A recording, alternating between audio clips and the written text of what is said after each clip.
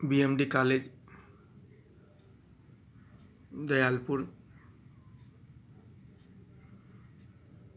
वैशाली के BA part 2 इतिहास के विद्यार्थियों, आज के ई कंटेंट व्याख्यान में विषय है मुगल काल में शिक्षा और साहित्य का विकास। तो इस पर चर्चा करने से पहले हम जानते हैं कि किस प्रकार की शिक्षा और कैसे शिक्षा दी जाती थी मुगल काल में। तो मुगल कालीन शासकों ने शिक्षा के प्रचार प्रसार को महत्व दिया। इस समय की मस्जिदों में मकतब की व्यवस्था होती थी, जिसमें लड़के लड़कियां प्रारंभिक शिक्षा ग्रहण करते थे। बाबर के समय में एक विभाग था, इसका नाम था शोहरत आम, जो स्कूल कॉलेजों का निर्माण करवाता था। हुमायूं ज्योतिष एवं भूगोल का ज्ञाता था। उसने दिल्ली के पुराने किले के शेर मंडल नाम के हॉल में अपने व्यक्तिगत पुस्तकालय की स्थापना की थी। हुमायूं को पुस्तकों में बड़ी रुचि थी। वह अपने साथ एक चुना हुआ पुस्तकालय लेकर चलता था।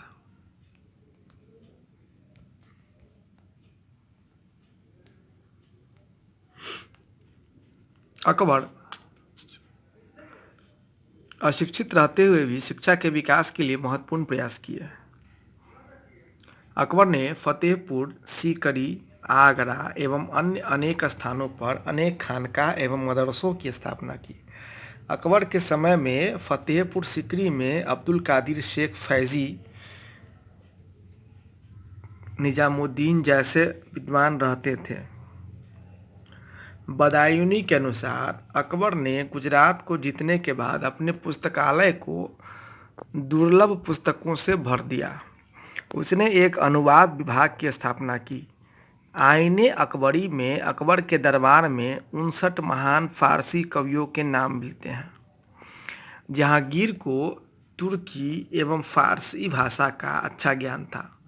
उसने अपने शासनकाल में एक महत्वपूर्ण परिवर्तन की घोषणा की, जिसके अनुसार यदि कोई संपन्न व्यक्ति बिना किसी उत्तराधिकारी के मर जाता है तो उसकी संपत्ति राज्य लेकर मदरसे और मठों का निर्माण एवं मरम्मत करवाएगा। शाहजहां ने दिल्ली में एक कॉलेज का निर्माण एवं दारुल बका नामक कॉलेज की मरम्मत करवाई। मुगल राज परिवार का सर्वाधिक विद्वान दारा शिकोह था। उसे भगवत गीता, योग वशिष्ठ, उपनिषद एवं रामायण का फारसी में अनुवाद कराया।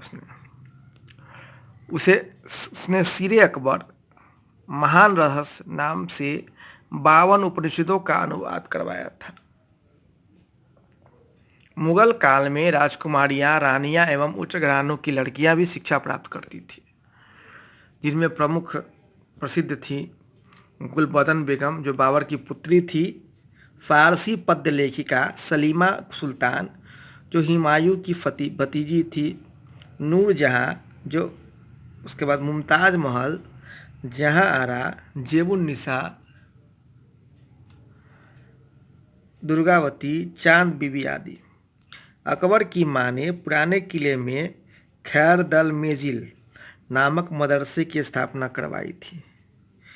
मुगल काल में शिक्षा के महत्वपूर्ण केंद्र के रूप में आगरा, फतेहपुर सीकरी, दिल्ली, गुजरात, लाहौर, सियालकोट, जौनपुर, अजमेर आदि प्रसिद्ध थे।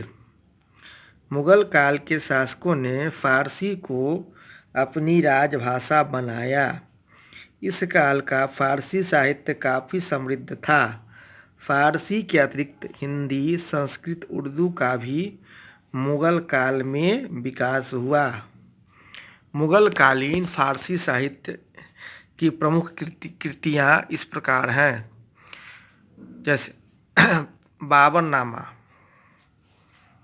इसको तजुके बाबरी भी कहते हैं, तारीख़ रशीदी, कानून हुमायूनी, हुमायूंनामा, तजाकिरातुल बाक़ियात,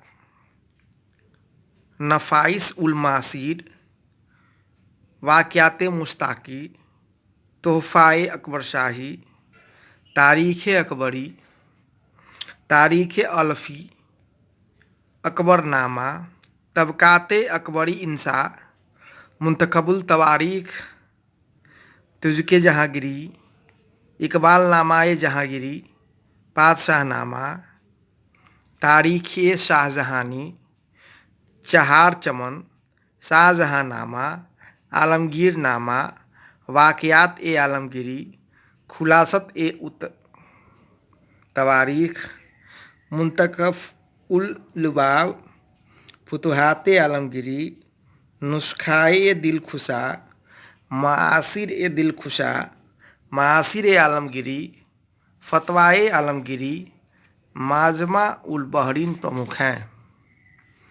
इसके अलावा संस्कृत साहित्य में देखिए, संस्कृत में महत्वपूर्ण ग्रंथ संस्कृत में जो लिखे गए वो महेश ठाकुर द्वारा रचित अकबर कालीन इतिहास, पद्म सुंदर द्वारा रचित अकबर शाही श्रृंगार दर्पण, जैन आचार्य सिद्धचंद्र उपाध्याय द्वारा रचित भानुचंद्र चरित्र, देव विमल का हीर सुभाग्यम, कृपा रसकोश आदि। अकबर के समय ही पारसी प्रकाश नामक प्रथम संस्कृत फारसी शब्दकोश की रचना की गई। शाहजहां के दरबार में कड़वारी कवि जगन्नाथ ने रस गंगाधर एवं गंगा लहरी की रचना की। वंशीधर मिश्र और हरिनारायण मिश्र शाहजहां के दरबार में संस्कृत के कवि थे। औरंगजेब के शासनकाल में रचे जाने वाले संस्कृत ग्रंथ है रघुनाथ रचित मुहूर्तमाला, जो कि मुहूर्त संबंधी ग्रंथ है, और चतुर्भुज का रसकल्प द्रभ, जो औरंगजेब के चाचा शाइस्ता खां को समर्पित है। हिंदी भाषा का विकास। क्षेत्रीय भाषाओं में हिंदी का विकास पूर्ववत होता रहा। तुलसीदास की जगत प्रसिद्ध रचना रामचरितमानस की अकबर की रचना अकबर के समय में हुई थी। अकबर का प्रसिद्ध दरबारी मिर्जा अब्दुल रहीम खान खाना भी हिंदी का श्रेष्ठ कवि था और रहीम के उपनाम से अपने उसके लिखे गए दोहे आज भी प्रसिद्ध है। सूरदास, रसखान इसी काल के थे। उर्दू साहित्य का विकास। मुग़ल बादशाहों में मोहम्मद शाह प्रथम बादशाह था जिसने उर्दू भाषा के लिए विकास के लिए दक्षिण के कवि शमसुद्दीन वली को अपने दरबार में बुलाकर सम्मानित किया। अंतिम मुगल सम्राट बहादुर शाह जफर उर्दू भाषा में कविताओं की रचना करता था। उसके समकालीनों में उर्दू के विख्यात कवि मिर्जा गालिब, जौक और मोमिन थे। पंजाबी, मराठी और बंगला भाषाओं के विकास में समकालीन भक्त संतों का योगदान उत्तरदायी रहा। इसी तरह अपने राजनीतिक, सामाजिक, आर्थिक, सांस्कृतिक उपलब्धियों के कारण मुगल काल को गुप्त काल के बाद का द्वितीय स्वर्ण युग, classical as, second classical as of India कहा जाता है। सांस्कृतिक समन्वय इस काल की ऐसी उपलब्धि है जो अंग्रेजी शासन काल के दौरान भारतीय विद्रोहियों को आकर्षित किया तथा हिंदू मुसलमान मिलकर बहादुर शाह को अपने नेतृत्वकर्ता के रूप में खड़ा किया। इसके साथ ही आज का ये व्याख्यान समाप्त होता है। धन्यवाद।